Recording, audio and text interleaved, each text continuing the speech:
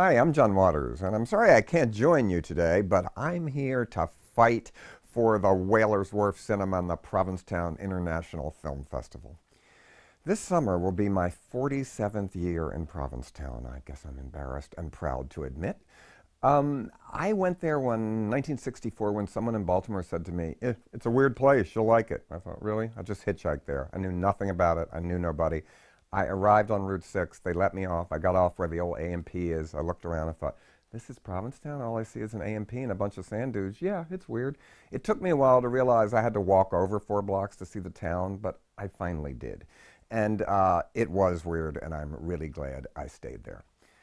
In those days, the cinema thing was very, very, very different. First of all, there was the art cinema, which showed every 2 days really great foreign films.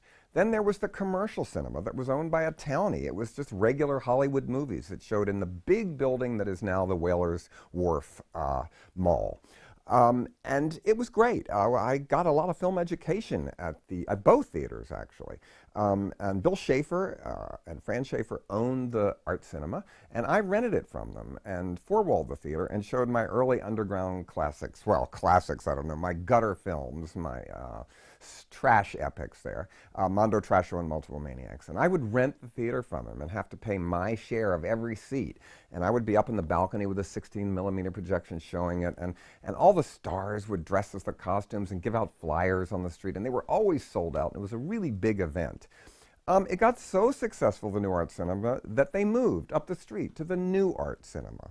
The old art cinema became the Metro Cinema, and then they tore down and changed the Whalers Wharf and built the little movie theater up there that is now still there that we're hoping to buy, and it was called The Movies. Suddenly there was art competition. The commercial theater was gone, and there were 3 art cinemas. So there was a thriving film community in Provincetown at the time, even though there was a war between the different exhibitors. Then it all fell apart. I think it was because of video, and things changed, and people started watching movies at home. So the Provincetown Film Festival moved in then, and it was really, really important because you can ask anybody. It's in June, which is still off-season, the same way the Cannes Film Festival is in May, which is off-season in Cannes. And in June, everybody's in a good mood. They think they're going to make money. They think they're going to fall in love. It's in August when they realize that they have scabies and their business went out of business and all sorts of trouble. So everybody's in a good mood. And they bring great people to town, the Provincetown Film Festival. It's not packed like some of the big weeks in August, but still, they bring good people. They go to restaurants, ask the shops. They buy stuff in the shops. So we really need a year-round presence for movies in Provincetown. It's very, very important. The winter community has radically changed because rich people bought all the places and they close them up in the winter. So there's nowhere even for the regular people to live, much less go to the movies. So you've got to realize that you are helping.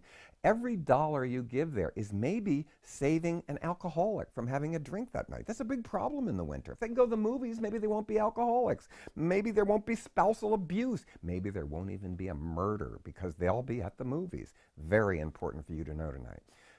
I know that you're here and you probably think, wow, we invited you to this party and now we're trying to get money from you. It's sort of like the Exterminating Angel, that Buñuel movie where people could never leave the house or ever go out. But yes, we are going to ask you for money, and I gave 2.5 times more than I usually give every year.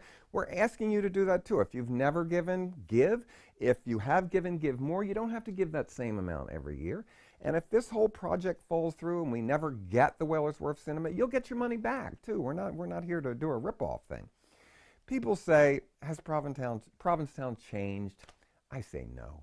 Everybody says, oh, it's changed. No, it hasn't. It was always a resort. It was always expensive. It was always a lot of gay people mixed with eccentrics and tourists. It was always the same. But the difference is we want to be able to go to the movies here all year. So donate and just think, the next 17-year-old kid that hitchhikes to Provincetown because it's a weird place and gets out, maybe he'll stay in Provincetown all winter because there is a movie theater. You can help him not have a nervous breakdown. Thank you.